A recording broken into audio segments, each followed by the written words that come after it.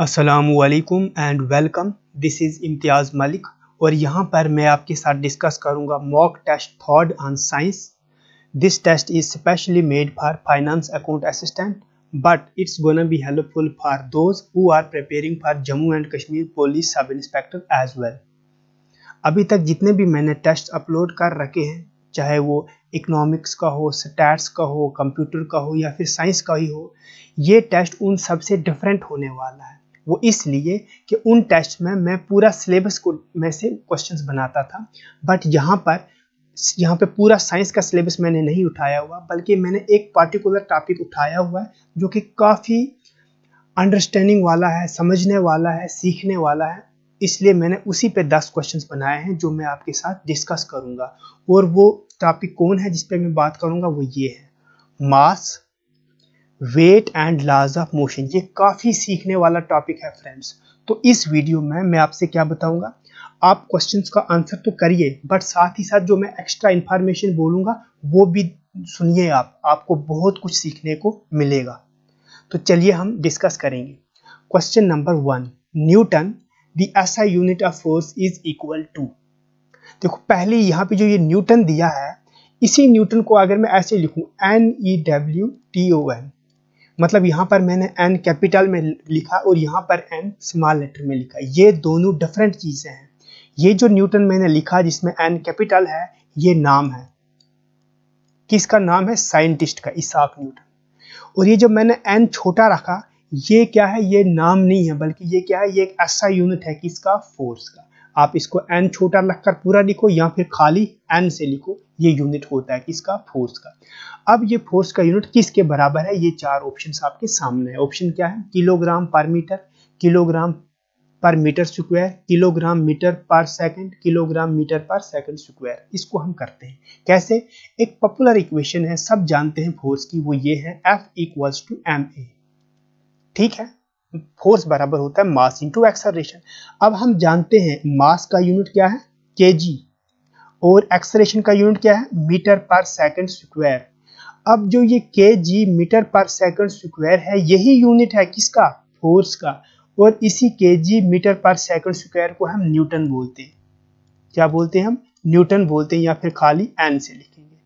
अब न्यूटन किसके बराबर है? Kilogram metre per second square के। तो यहाँ पर आप ऑप्शन देखो, option 4, kilogram metre per second square. तो न्यूटन किसके बराबर? Kilogram metre per second square. ये इसका सही आंसर है।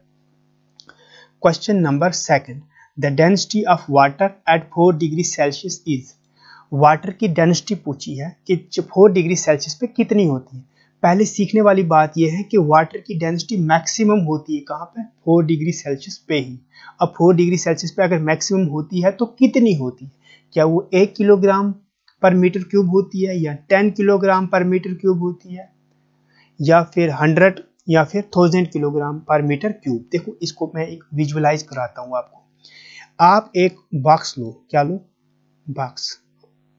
ये ले लिया मैंने बॉक्स, अभी बना नहीं।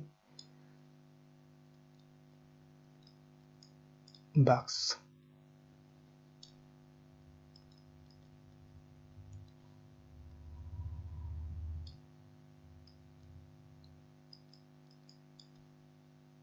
बॉक्स बनाते हैं हम। बॉक्स तैयार हो गया, ये लो जी, बॉक्स बन गया।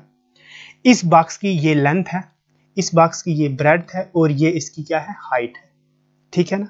हमने बोला लेंथ भी 1 मीटर, ब्रेड्थ भी 1 मीटर, और हाइट भी 1 मीटर। ठीक है ना? अब ये जो वॉल्यूम इसका बन गया ना, ये मीटर क्यूब बन गया। क्या बन गया? Metre cube. ये वाली चीज metre cube, metre cube.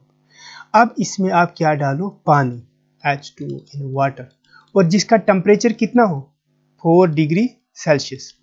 Temperature 4 degree Celsius. जब ये फिल हो जाएगा तब इसमें टोटल कितना वाटर होगा, वही इसकी डेंसिटी कहलाती है। वही मतलब 1 मीटर क्यूब का पूरा बॉक्स लिया हमने, जिसकी length 1 metre, breadth 1 metre, height 1 metre. अब इसमें हमने पानी डाला। अब पानी कितना इसका पहुंचा, वो इसकी डेंसिटी कहलाएगी। और पानी का टेम्परेचर कितना था? 4 डिग्री सेल्सियस। तो उसकी डेंसिटी होती है 4 डिग्री सेल्सियस पे कितनी? 1000 किलोग्राम पर मीटर क्यूब। ये इसका सही आंसर है। वहीं अगर किलोग्राम पर मीटर क्यूब वाला ऑप्शन ना होता, वहां पर होता है किलोग्राम की जगह ग्राम और मीटर क्यूब की जगह सेंटीमीटर क्यूब, तो तब इसका आंसर आता 1 gram per centimetre cube. Question number 3, the ratio of density of substance to the density of water at 4 degree Celsius is called as. ठीक, क्या कहलाता है? ऑप्शन सामने है आपको, specific gravity, weight density, specific weight, या फिर ये सब इसी को कहते हैं। पहले इस क्वेश्चन को थोड़ा सिंप्लीफाई कर देंगे। डेंसिटी तो आपको पता है कि भाई डेंसिटी बराबर किसका, डेंसिटी को ऐसे रो से डिनोट करते हैं, मास अपॉन वॉल्यूम। मास का यूनिट होता है केजी और वॉल्यूम का यूनिट होता है मीटर क्यूब, तो ऐसा यूनिट किलोग्राम पर मीटर क्यूब, ये तो आप जानते हो। बट यहाँ पर ये क्या बोल रहे हैं? ये बोल रहा है ऐसे, density of substance by density of water at 4 degree Celsius. ये है, ये इसका मतलब ये है, density of substance by density of water at 4 degree Celsius. इस रेशियो को हम बोलते हैं रिलेटिव डेंसिटी, रिलेटिव डेंसिटी। और रिलेटिव डेंसिटी या फिर इसको क्या बोलते हैं हम, स्पेसिफिक ग्रेविटी। तो यहां पर इसका ऑप्शन देख लो, स्पेसिफिक ग्रेविटी, ये इसका सही आंसर है। ठीक है ना, the density of a substance to the density of water at 4 degree Celsius is called as specific gravity और relative density. Question number 4, the mass of the object on the surface of the earth is 10 kg, then its mass on the surface of moon is. Option ये सामने दिए हुए। Question बोल रहा है अगर कोई ऑब्जेक्ट कहां पर है, अर्थ पर है, और वहां पर उसका मास कितना है, 10 kg। ठीक, जब आप उसी ऑब्जेक्ट को लोगे कहां पे, मून पे, तो आप बताओ उसका मास कितना होगा, एम कैपिटल होगा मून। अब इसका मास कितना होगा, ये सीखने वाली चीज है। देखो मास जो होता है ना, ये सिंपली होता है कि अमाउंट ऑफ मैटर, किसी ऑब्जेक्ट में कितना मैटर है वो उसका उतना मास कहलाता है। Matter means nothing but atoms और मॉलिक्यूल्स। सपोज मेरे पास ये एक ऑब्जेक्ट है जिसके पास कितने 1 लाख एटम्स है। कितने हैं, 1 लाख एटम्स है। जब ये अर्थ पे था तो इसके पास कितने एटम्स थे, 1 लाख एटम्स। जब इसी ऑब्जेक्ट को मैंने मून पे लिया, अब एटम्स कितने होंगे, वहां पे भी 1 लाख एटम्स ही होंगे ना यार, वो ना बढ़ते हैं ना घटते हैं। इसीलिए मास कभी भी चेंज नहीं होता है, क्योंकि इसकी एटम्स या मॉलिक्यूल्स चेंज नहीं होंगे, इसका मास भी चेंज नहीं होगा। जहां मर्जी आप किसी ऑब्जेक्ट को लो, मास जितना अर्थ पे था उतना ही मून पे होगा, उतना ही जुपिटर पे होगा। अर्थ पे कितना था, 10 था, मून पे भी 10 ही होगा। ये इसका सही आंसर है। Question number 5, if the weight of an object on the surface of the earth is 60 Newton, then its weight on the surface of the moon is। ये करने वाला है। वेट जो है ना, वेट चेंज होता है। असल में वेट की इक्वेशन क्या है, weight is equal to m into g. What is m, mass, what is g, acceleration due to gravity. अब ये जो g है ना, ये चेंज होता है, इसलिए वेट चेंज होता है, मास कभी भी चेंज नहीं होता। अब क्वेश्चन को समझ लो, बोरा ये अर्थ है, वही सेम केस, यहां पर वेट इसका 60 न्यूटन, और वेट का यूनिट न्यूटन होता है, और वेट वेक्टर क्वांटिटी होती है। ये है हमारी मून, और यहां पर इसका वेट कितना होगा। ठीक है ना, इस इक्वेशन को करने के लिए आप एक टेक्निक सीख लो कि कंफर्म बात है, जब ऑब्जेक्ट अर्थ से मून पे जाता है तो उसका वेट घटता है। कितना घटता है, 6 टाइम। 6 टाइम मतलब क्या होता है सर, 6 टाइम मतलब weight on earth, weight on moon is equal to weight on earth divided by 6। हाँ, ये क्वेश्चन है, मतलब ये होता है 1/6।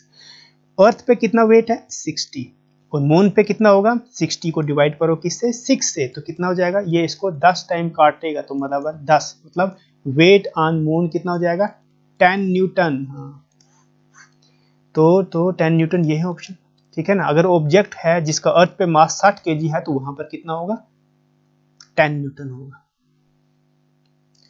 Question number 6, when a ball is taken from the equator to the pole of the earth, then its mass increases, both its mass and weight changes, its weight increases, its weight decreases। देखो concept सीख लो, इस पे may be आप ऐसे भी कर लो, लेकिन एक बार कंसेप्ट सीखोगे तो फिर कभी भी नहीं भूलोगे। कंसेप्ट ये है, वेट बराबर होता है mg। अभी मैंने बोला m कांस्टेंट रहता है, वेरिएबल क्या है, g बढ़ता है या घटता है, उससे वेट भी चेंज होता है। हम बोल सकते हैं दूसरी equation, weight is directly proportional to g। जब जी बढ़ेगा वेट बढ़ेगा, जब जी घटेगा वेट घटेगा। What is g? Acceleration due to gravity. अब हम इसको सीखेंगे अर्थ को सामने रखते हुए। ये मान लो अर्थ, ये मान लो अर्थ का है नॉर्थ पोल और ये है साउथ पोल और ये है अर्थ का इक्वेटर, एक इमेजिनरी लाइन इक्वेटर। ये जो जी है, जी इसकी वैल्यू मैक्सिमम होती है अर्थ की सरफेस पे। बात से सुनना ध्यान से, कहां पर वैल्यू होती है मैक्सिमम? अर्थ की सरफेस पे। क्या अर्थ की एक सरफेस पे सेम होती है? नहीं, ये अर्थ की सरफेस पे भी चेंज होती है। ये अगर नॉर्थ पोल है तो पोल पर अर्थ की ये जो जी है, ये जी की वैल्यू क्या होगी? मैक्सिमम होगी, चाहे वो नॉर्थ पोल पे हो या फिर साउथ पोल पे होगी। जी की वैल्यू क्या होगी? मैक्सिमम होगी अर्थ की सरफेस पे, वो भी इसके नॉर्थ पोल पे। बाकी आप किसी भी जगह पे लो, ऊपर लो नीचे लो, जहां मर्जी वहां लो, जी की वैल्यू घटेगी। जी की वैल्यू घटेगी मतलब वेट घटेगा। अब देख लो, ये इक्वेटर है। जब कोई ऑब्जेक्ट, जब आप पोल से कहां की तरफ आओगे? इक्वेटर की तरफ आओगे, चाहे साउथ पोल से आओ आप इक्वेटर की तरफ, तो आपका क्या होगा? तब जी की वैल्यू घट जाएगी। अब अगर जी की वैल्यू घटेगा तो वेट भी घट जाएगा। तो इससे मतलब निकल गया ये कि वेट घट जाएगा। वहीं उल्टा अगर करोगे कि आप इक्वेटर से पोल की तरफ जा रहे हो, चाहे नॉर्थ पोल की तरफ जा रहे हो या फिर साउथ पोल की तरफ जा रहे हो, तो जब इक्वेटर से पोल की तरफ जा रहे हो तो मैंने पहले ही बोला जी मैक्सिमम होता है पोल पे, मतलब जी बढ़ेगा। जी अगर बढ़ेगा, जी अगर बढ़ेगा तो क्या बढ़ेगा? वेट बढ़ जाएगा। तो यहां पर इस क्वेश्चन को आंसर करने के लिए इतना ही कंसेप्ट चाहिए हमें कि जब आप इक्वेटर से पोल की तरफ जाते हो तो जी बढ़ता है, जी बढ़ता है तो वेट भी बढ़ेगा। यहाँ पे कहां से जा रहा था? ऑब्जेक्ट जा रहा था कहां? इक्वेटर से पोल, तो क्या होगा? उसका वेट बढ़ेगा बट मास चेंज नहीं होगा। पहला ऑप्शन था इट्स मास इंक्रीजेस, गलत, मास चेंज ही नहीं होता। Both its mass and weight changes, ये भी गलत, वेट तो चेंज होता है बट मास नहीं होता, इसलिए ये ऑप्शन भी गलत। इट्स वेट इंक्रीजेस, देखो इक्वेटर से पोल जा रहा है तो जी बढ़ रहा है, वेट बढ़ रहा है, यस ये सही है, ये सही है। इट्स वेट डिक्रीजेस, वेट तब डिक्रीज होगा जब वो पोल से इक्वेटर की तरफ आएगा। ठीक है ना, ये तो क्वेश्चन निकल गया। एक और एक्स्ट्रा पॉइंट बता रहा हूं, आप सुन लो ध्यान से, वो ये तो अर्थ की सरफेस पे मूवमेंट करने की वजह से हो रहा है। अगर अर्थ की सरफेस पे ऑब्जेक्ट मूवमेंट नहीं कर रहा है, वो ऊपर जा रहा है स्पेस में, मतलब ऊपर हवा में जा रहा है, या फिर हम खोद रहे हैं अर्थ को नीचे सेंटर की तरफ, नीचे को जा रहा है। अब ऊपर पे जाएगा तो भी जी घटेगा, नीचे को आओगे तो भी जी घटेगा, समझ आ रही मेरी बात? और ऊपर को जाओगे तो भी वेट घटेगा और नीचे आओगे तो भी वेट घटेगा। और जब अर्थ के आप सेंटर में पहुंचोगे तो तब जी हो जाता है कितना? 0, और अर्थ के सेंटर पे आपका वेट कितना हो जाएगा? 0 हो जाएगा। इक्वेटर पे नहीं, सेंटर पे। ये दो डिफरेंट चीजें होती है, इक्वेटर और centre. Question number 7, what is the mass of the body that requires a force of 40 newton to accelerate at a rate of 5 metre per second square? बहुत सिंपल क्वेश्चन है, आप इजिली इसको करोगे, but simplify थोड़ा कर लो। बोरा force है 40 Newton, मतलब F है 40 न्यूटन, और एक्सेलरेशन दिया हुआ है कितना है? 5 मीटर पर सेकंड स्क्वायर। निकालना क्या है? मास निकालना। बोला भैया मास कितना होगा, तो आप बताना भैया हमें इक्वेशन एक ही आती है, F इक्वल्स टू ma। ठीक, F भी दिया है, A भी दिया है, M निकालना है तो हम बोलेंगे M बराबर किसके? F। A इधर जाके डिवाइड में जाएगा। अब F की वैल्यू दी है, पुट कर दो, कितनी है? 40। A कितना है? 5। यहाँ से क्या निकलेगा? हमारा मास निकलेगा, कितना निकलेगा? 5 1 ज़र 5, 5 8 ज़र 40, तो M आ जाएगा कितना? 8 kg। तो 8 kg ऑप्शन है, बिल्कुल है, ये है फोर्थ ऑप्शन इसका सही आंसर।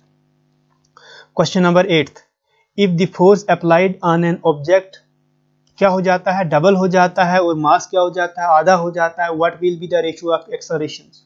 देखो क्वेश्चन समझ लेना। बोलते जो ये फोर्स है ये क्या हो रहा है? डबल हो रहा है, मतलब डबल होने का मतलब 2F बन जाएगा। और ये जो मास है ये आधा हो रहा है, मतलब ये M जो है आधा होना, आधा मतलब M/2 हो जाना, आधा होना कहना। तो इसका एक्सेलरेशंस का रेशो बताओ भैया, एक्सेलरेशंस का रेशो कैसे निकालें? तो हम एक ही क्वेश्चन तो आती है आपको, कौन सी? F इक्वल्स टू M, जो अभी तक मैंने बोली। देखो यहां से A निकल जाएगा, A कैसे निकलेगा? आप बोलोगे कि A बराबर किसके? किसके भाई? F upon M के, है ना? M इधर जाएगा डिवाइड में, आप इसको इक्वेशन नंबर 1 मान लो। ठीक है भैया, ये इक्वेशन नंबर 1 है। अब आप चेंजिंग कर लो, जब दूसरी एक्सप्लेनेशन निकली ए डैश मानेंगे हम, एफ कितना हो रहा है, डबल हो रहा है, तो आप 2f लिख लो एफ की जगह, डिवाइड बाई एम, एम कितना हो रहा है, आधा, एम बन गया है हमारा m/2, ये मैंने m/2 लिखा। थोड़ा सिंप्लीफाई करें इसको, ये 2 जो है ना ऊपर जाएगा इधर इनके मल्टीप्लाई में, मतलब 2f इंटू 2 नीचे बचेगा m, तो हम बोलेंगे a डैश कितना आएगा, 2 2 ज़र 4, f डिवाइड, दिख रहा है ये 2 और 2 मल्टीप्लाई में 4 हो गया, f डिवाइड बाई m, ये भैया बन गई इक्वेशन नंबर 2। ठीक है, अब इन दो इक्वेशंस को देखो और आंसर निकालो। कैसे देखें, यहाँ पर a बराबर f बाई m, यहाँ पर a बराबर 4f अपॉन m, मतलब यहाँ पर कुछ नहीं है तो पीछे 1 होगा, यहाँ पर पीछे क्या है 4 है, मतलब यहाँ पर ये 4 टाइम बढ़ गया है। यहाँ पर अगर 1 है पहले केस में, तो दूसरे केस में जब हमने 4 डबल किया, मास आधा किया, तो यहाँ पर 1 की जगह कितना बन गया हमें 4, तो ये रेशो कहीं है भैया, ये तो है रेशो थर्ड, सही answer. Question number 9, what is the SI unit of momentum. अच्छा जी, मोमेंटम का एसआई यूनिट पूछा है, तो मोमेंटम भैया एक वेक्टर क्वांटिटी होती है। क्या होती है, वेक्टर क्वांटिटी, जिसका मैग्नीट्यूड भी हो, डायरेक्शन भी हो, और साथ ही साथ वेक्टर लॉ ऑफ एडिशन को फॉलो करे। अच्छा, मोमेंटम को पी से डिनोट करते हैं हम, और बराबर होता है m इंटू वी। दो इंपॉर्टेंट क्वेश्चन सीख लो, वो ये, पहला मोमेंटम उस ऑब्जेक्ट का होगा जिसके पास मास होगा, पहली कंडीशन, मास होना जरूरी है फिर ही मोमेंटम होगा। दूसरा, वेलोसिटी होना जरूरी, मतलब ऑब्जेक्ट मोशन में होना जरूरी है। अगर ऑब्जेक्ट रुका हुआ होगा तो वेलोसिटी 0 होगा, जब 0 होगा तो ये 0 हो जाएगा, मतलब मोमेंटम 0 हो जाएगा। ठीक है ना, मोमेंटम उसी ऑब्जेक्ट का होगा जिसका मास भी होगा और वो चल रहा होगा, ठीक है ना, वो उसका मोमेंटम कहलाएगा। तो चलो यहाँ तो यूनिट पूछा है तो यूनिट पे बात करो ना, तो ये जो मास है अभी बोला ना, P बराबर mv, m है मास, मास का यूनिट kg, ठीक है। वेलोसिटी, वेलोसिटी का यूनिट मीटर पर सेकंड, ये वेलोसिटी जो थी ऊपर। तो ओवरऑल मोमेंटम का यूनिट कितना बना, kilogram metre per second, option है कहीं ये है ना, किलोग्राम मीटर पर सेकंड। ठीक है, आगे बढ़ते हैं। Question number 10, the force involve in the Newton's third law acts dash dash dash dash, पता नहीं क्या डैश डैश है। ऑप्शन है on the same object, on different objects, on the same direction, all of the above. भैया Newton law, third law of motion तो आपने सबने रट लिया है, क्या, to every action there is an equal and opposite reaction, यही है ना। बट इसको थोड़ा प्रैक्टिकली भी समझते हैं क्या होता है। सपोज आपके पास ये एक बाल है, बाल का नाम रखेंगे हम A, दूसरा बाल यहाँ पर है, ये सरफेस पे होंगे, और इस बाल का नाम B। ये बाल को हमने धक्का मारा यहाँ से और ये जाके इसके साथ टकरा है। दूसरी एक कंडीशन हमारे सामने ऐसे आएगी कि ये बाल इसको टकरा गया, ठीक है ना, ये यहाँ से वहां जा रहा था, जब ये वहां से A जा रहा था B की तरफ, तो ये उधर जा रहा था, ये A B को धक्का देगा आगे को, मतलब ये इसको फोर्स लगाएगा, मतलब F1 बोलूंगा मैं, F1 लग रहा है किस पे, B पे, कौन लगा रहा है, A आगे को, और जब ये उसको धक्का लगेगा B की वजह से A को धक्का लगेगा पीछे को, मतलब यहाँ को लगेगा A को फोर्स, इसको नाम रखता हूं मैं सपोज F2। F1 लग रहा है B पर और F2 लग रहा है A पर। देखो कंसेप्ट सीख लो, यहाँ पर एक चीज हमने ये सीखी, ये जो दो फोर्सेस लग रही है ये दो ऑब्जेक्ट्स पे लग रही है, एक पे नहीं, ये एक लग रही है B पे, दूसरी लग रही है A पे, मतलब ये दो ऑब्जेक्ट्स पे लग रही है। तो पहला ऑप्शन देखो, ऑन द सेम ऑब्जेक्ट, क्या ये फोर्स, जो ये फोर्स इन्वॉल्व होती है Newton third law of motion, ये एक्ट करती है ऑन द सेम ऑब्जेक्ट, नहीं, ये टू डिफरेंट ऑब्जेक्ट्स पे लगती है। अभी देख लिया हमने, एक A पे लग रही है, दूसरी B पे लग रही है। दूसरा ऑन डिफरेंट ऑब्जेक्ट्स, क्या डिफरेंट ऑब्जेक्ट्स पे लग रहा है, हाँ डिफरेंट ऑब्जेक्ट्स पे तो लग रहा है, क्योंकि एक A पे लगा दूसरा B पे लगा, ये तो सही दिख रहा है हमें। तीसरा ऑन द सेम डायरेक्शन, क्या ये दो फोर्सेस लग रही है सेम डायरेक्शन में लग रही है, देखो यार F1 तो इधर को लग रही है ईस्ट को, F2 तो इधर वेस्ट को लग रही है, ये तो दो अपोजिट डायरेक्शंस में लग रहा है, सेम डायरेक्शन में नहीं, अपोजिट डायरेक्शन में, इसलिए ये भी इसका क्या हो जाएगा, गलत हो जाएगा, तो आंसर आएगा इसका ये। मतलब क्या सीखा हमने, Newton third law of motion में जो ये फोर्सेस लग रही है F1 और दूसरी माने हम F2, ये दो ऑब्जेक्ट्स पे लगती है और अपोजिट डायरेक्शन में लगती है, ठीक है ना। ये थे 10 क्वेश्चंस जो मैंने आपके साथ डिस्कस किए। आपको वीडियो कैसी लगी कमेंट बॉक्स में जरूर बताना, और साथ ही साथ कुछ और बोलना चाहता हूँ, क्या, ये कि अगर आप नए हो इस चैनल पे और आपने अभी तक सब्सक्राइब नहीं किया है तो भैया सब्सक्राइब कर लो। शुक्रिया।